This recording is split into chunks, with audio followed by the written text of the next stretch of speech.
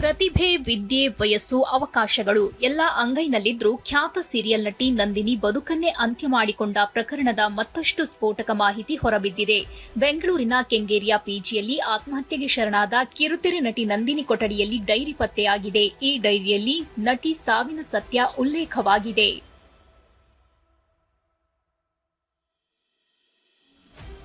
ನಟಿ ತಂದೆ ಸರ್ಕಾರಿ ಶಿಕ್ಷಕರಾಗಿದ್ರು. ಆದ್ರೆ ಅವರು ತೀರಿಕೊಂಡಿದ್ರಿಂದ ಅನುಕಂಪದ ಆಧಾರದಲ್ಲಿ ನಟಿಗೆ ಸರ್ಕಾರಿ ಕೆಲಸದ ಅವಕಾಶ ಸಿಕ್ಕಿತ್ತು. ಆದ್ರೆ ನಟನೆಯನ್ನೇ ಗುರಿಯಾಗಿಸಿಕೊಂಡಿದ್ದ ನಟಿ ಮನೆಯವರ ಒತ್ತಡಕ್ಕೆ ಸಿಲುಕಿದ್ದಾರೆ.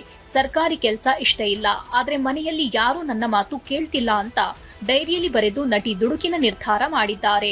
ಇತ್ತ ನಂದಿನಿಯ ದಾವಣಗೆರೆಯ ಚಿಗಟೇರಿಯ ನಿವಾಸದಲ್ಲಿ ನೀರವ ಮೌನ ಆವರಿಸಿದೆ. ಮಗಳನ್ನ ನೆನೆದು ತಾಯಿ ಬಸವರಾಜೇಶ್ವರಿ ಕಣ್ಣೀರು ಹಾಕಿದ್ದಾರೆ. ನನ್ನ ಮಗಳು ಬಂಗಾರ, ಅವಳ ಬಗ್ಗೆ ಮಾಧ್ಯಮಗಳಲ್ಲಿ ಬೇರೆ ಬೇರೆ ಸುದ್ದಿ ಬರ್ತಿದೆ, ಅದನ್ನ ನಿಲ್ಲಿಸಿ ಅಂತ ಮನವಿ ಮಾಡಿದ್ದಾರೆ.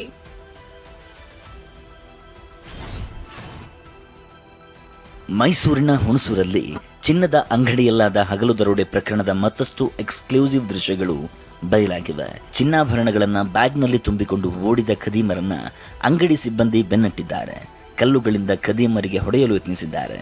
ಈ ವೇಳೆ ದುಷ್ಕರ್ಮಿಗಳು ಗನ್ನಿಂದ ಫೈರ್ ಮಾಡಿದ್ದಾರೆ. ಇನ್ನು ಕಳುವಾದ ಚಿನ್ನಾಭರಣದ ಪರಿಶೀಲನೆ ನಡೆಸಲಾಗಿದ್ದು 5 ನಿಮಿಷದಲ್ಲಿ 10 ಕೋಟಿ ಮೌಲ್ಯದ ಆಭರಣ ಎಗರಿಸಿರುವುದು ಪತ್ತೆಯಾಗಿದೆ.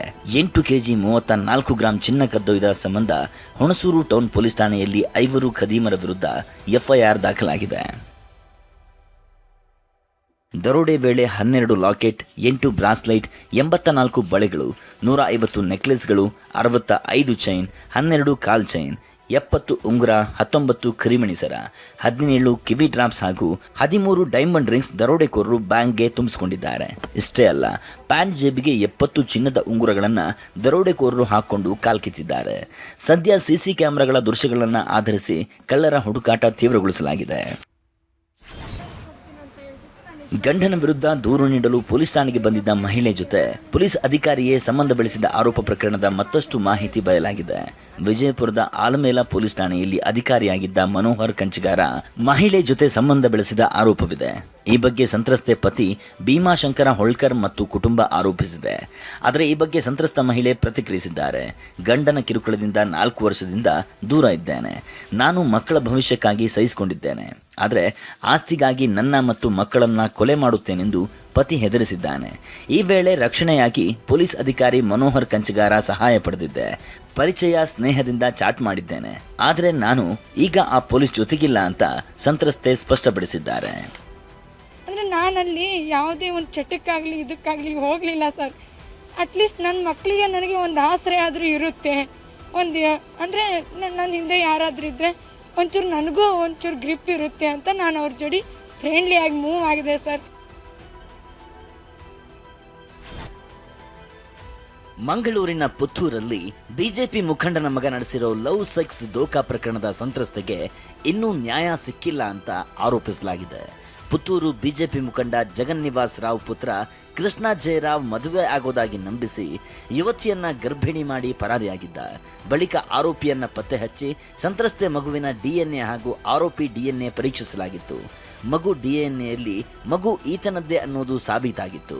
ಇದಾಗಿ 6 ತಿಂಗಳೇ ಕಳೆದರೂ ಈವರೆಗೂ ಸಂತ್ರಸ್ತೆ ಜೊತೆಗೆ ಮದುವೆಗೆ ಬಿಜೆಪಿ ಮುಖಂಡನ ಮಗ ಒಪ್ಪಿಲ್ಲ. ಇದರ ವಿರುದ್ಧ ಸಂತ್ರಸ್ತೆ ಆಕ್ರೋಶ ಹೊರಹಾಕಿದ್ದಾರೆ. ಇನ್ನು ಹಿಂದುತ್ವದ ಶಕ್ತಿ ಅನ್ನೋ ಪುತ್ತೂರಿನಲ್ಲಿ ಬಡ ಹೆಣ್ಣು ಮಗುವಿಗೆ ನ್ಯಾಯ ಕೊಡಿಸಲು ಆಗಿಲ್ಲ. ಅದೇ ಬೇರೆ ಧರ್ಮದವರು ಹೀಗೆ ಮಾಡಿದ್ರೆ ಮಂಗಳೂರು ಹೊತ್ತಿ ಉರಿದು ಹೋಗ್ತಿತ್ತು.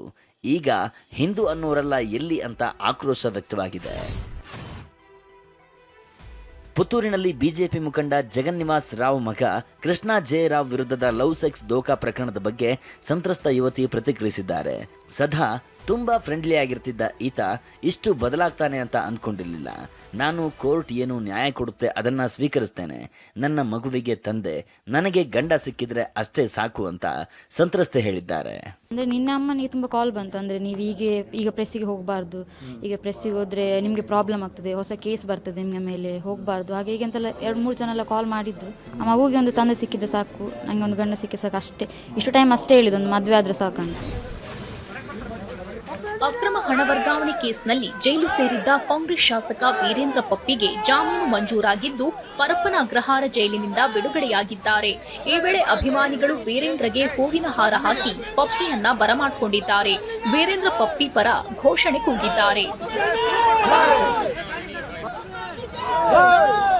ಇನ್ನು ವೀರೇಂದ್ರ ಪಪ್ಪಿಗೆ ಷರತ್ತುಬದ್ಧ ಜಾಮೀನು ನೀಡಲಾಗಿದೆ.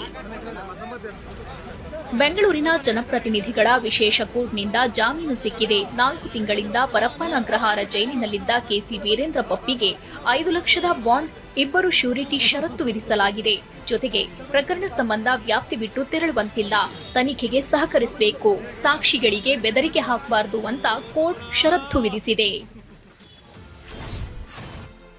ಹೊಸ ವರ್ಷಕ್ಕೆ ಇನ್ನೊಂದೇ ದಿನ ಬಾಕಿ ಇರೋ ಹಿನ್ನೆಲೆ ಬೆಂಗಳೂರಿನಾದ್ಯಂತ ಪೊಲೀಸ್ ಇಲಾಖೆ ಹೈ ಅಲರ್ಟ್ ಆಗಿದೆ.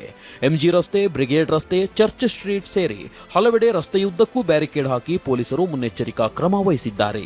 ಪೊಲೀಸ್ ಹಿರಿಯ ಅಧಿಕಾರಿಗಳು ಭದ್ರತೆ ಪರಿಶೀಲಿಸಿದ್ದಾರೆ. ಮತ್ತೊಂದೆಡೆ ಸಂಭ್ರಮಾಚರಣೆ ವೇಳೆ ಅಸ್ವಸ್ಥರಾದವರ ಸಹಾಯಕ್ಕೆ ತಾತ್ಕಾಲಿಕ ಐಲ್ಯಾಂಡ್ಗಳ ನಿರ್ಮಾಣ ಮಾಡಲಾಗಿದೆ. ಸಿಸಿ ಕ್ಯಾಮೆರಾ, ಡ್ರೋನ್ಗಳನ್ನು ಅಳವಡಿಸಿ ಎಚ್ಚರಿಕೆ ಕ್ರಮ ಕೈಗೊಳ್ಳಲಾಗಿದೆ.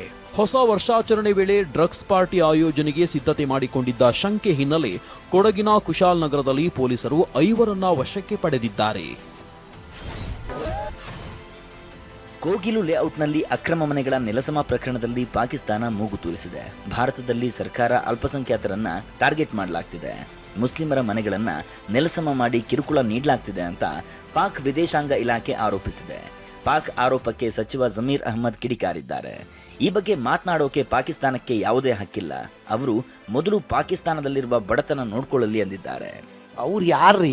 ನಾವಿಲ್ಲ ಇಲ್ಲಿ, ನಮ್ಮ ದೇಶದಲ್ಲಿ ನಾವಿದ್ದೀವಿ. ಮುಸಲ್ಮಾನ್ಗಳಿಗೆ ನೋಡ್ಕೊಳಕ್ಕೆ ನಮ್ಮ ದೇಶದಲ್ಲಿ ನಾವಿದ್ದೀವಿ. ಅವ್ರು ಯಾರೋ ಮೊದಲೇ ಅವ್ರ ದೇಶ ನೋಡೋಕೆ ಹೇಳ್ಕೊಳಕ್ಕೆ ಹೇಳಿ, ಮೊದಲೇ ಆ ಪಾಕಿಸ್ತಾನ ದೇಶ ನೋಡ್ಕೊಳ್ಳೋಕೆ ಹೇಳಿ, ಆ ಬಡತನ ಇದೆಯಲ್ಲ ಅದು ನೋಡ್ಕೊಳ್ಳೋಕೆ ಹೇಳಿ. ಇನ್ನು ಡಿಸಿಎಂ ಡಿಕೆ ಶಿವಕುಮಾರ್ ಪಾಕ್ ಆರೋಪಕ್ಕೆ ಉತ್ತರ ನೀಡಲು ದೇಶದ ಹಿರಿಯ ನಾಯಕರಿದ್ದಾರೆ ಎಂದಿದ್ದಾರೆ. ಪಾಕಿಸ್ತಾನದ ವಿದೇಶಾಂಗ ಸಚಿವರು ಸಹ ಅದನ್ನು ಪ್ರಸ್ತಾಪ ಮಾಡ್ತಾರೆ.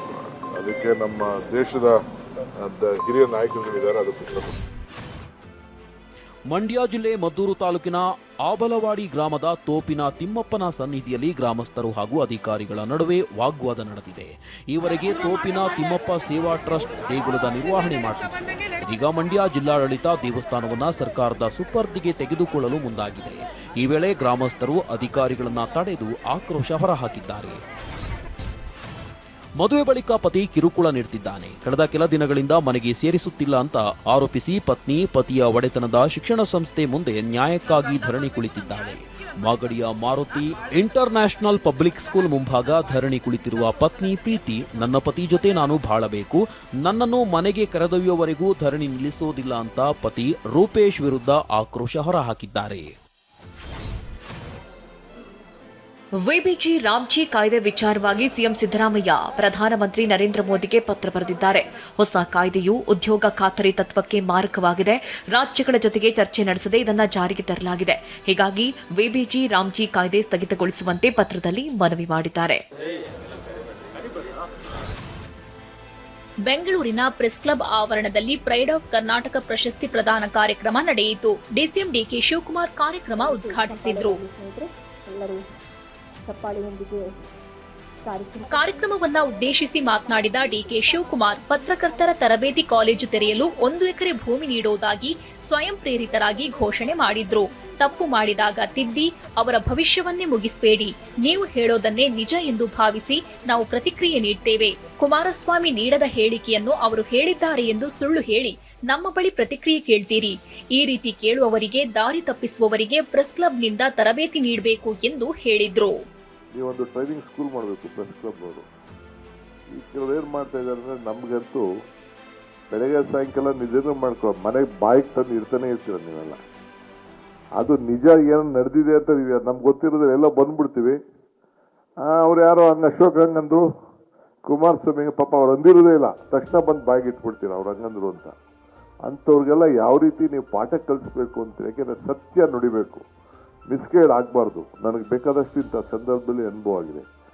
ಅಂತ ಯಾರು ಮಿಸ್ಗೈಡ್ ಮಾಡಿ ಸಮಾಜನ ಒಡೆದಕ್ಕೆ, ಅಶಾಂತಿ ಮೂಡಿಸ್ಲಿಕ್ಕೆ ಪ್ರಯತ್ನ ಮಾಡ್ತಾರೆ, ಅಂಥವ್ರಿಗೆ ನೀವು ಅವ್ರಿಗೆ ಪಾಠ ಕಲಿಸುವಂಥ ವ್ಯವಸ್ಥೆ ನಿಮ್ಮಲ್ಲಿ ಕೂಡ ಆಗಬೇಕು. ಶ್ರೀಲಂಕಾ ವಿರುದ್ಧದ 5 ಪಂದ್ಯಗಳ ಟಿ20 ಸರಣಿಯಲ್ಲಿ ಭಾರತ ಮಹಿಳೆಯರ ತಂಡ 5ಕ್ಕೆ 5 ಪಂದ್ಯ ಗೆಲ್ಲುವ ಮೂಲಕ ಐತಿಹಾಸಿಕ ದಾಖಲೆ ಮಾಡಿದೆ. ತಿರುವನಂತಪುರಂನಲ್ಲಿ ನಡೆದ ಅಂತಿಮ ಪಂದ್ಯದಲ್ಲಿ ಟೀಂ ಇಂಡಿಯಾ 15 ರನ್ಗಳಿಂದ ಶ್ರೀಲಂಕಾವನ್ನ ಮಣಿಸಿ 5-0 ಅಂತರದಿಂದ ಕ್ಲೀನ್ ಸ್ವೀಪ್ ಸಾಧನೆ ಮಾಡಿದೆ.